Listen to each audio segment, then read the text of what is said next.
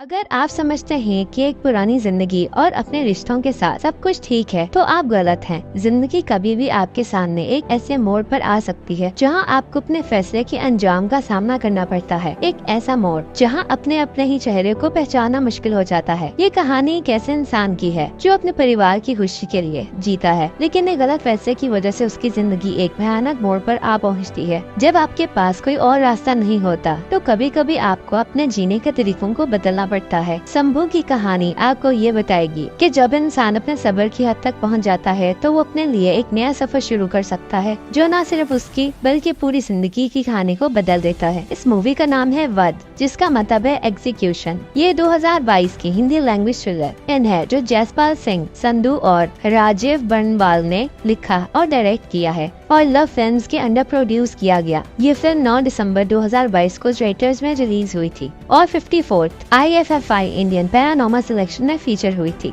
शंभुनाथ मिश्रा एक बुढ़ा आदमी है जो प्राइवेट टीचर का काम करता है। वो अपनी वाइफ मंजू मिश्रा के साथ ग्वालियर में एक पुरानी और टूटे फूटे घर में रहता है और अपनी पेंशन और ट्यूशन फीस से अपनी जिंदगी गुजार रहा होता है। उनका बेटा गुड्डू जो अमेरिका में सेटल्ड है उनसे कोई रिश्ता नहीं रखता। गुड्डू ने अपनी एजुकेशन के लिए उनके सिर्फ एक ही घर का मॉर्गेज करवाया था, लेकिन अब वो अपने वादे को पूरा नहीं करता। शंभू को लोन शार्क प्रजापति पांडे से हर दिन पैसे देने के लिए डर होता है, जो एक नोटोरियस गैंगस्टर है और जिसका रिश्ता corrupt police officer Shakti Singh से है। पांडे शंभू से पैसे लेने के लिए आता है और उनके घर में जाके उनको धमकाता है। पांडे का गुस्सा और बढ़ता है जब शंभू उसे पैसे देने में नाकाम होता है। पांडे शंभू के घर आता है और घर बेचने का फैसला करता है, लेकिन जब वो 12 साल की नैना को देखता है जो शंभू की स्टूडेंट है, उसका गुंडा धान का इरादा उसकी तरफ बदल जाता है। ये गुस्सा और बढ़ता है जब पांडे उसे नैना को उनके पास आने की धमकी देता है।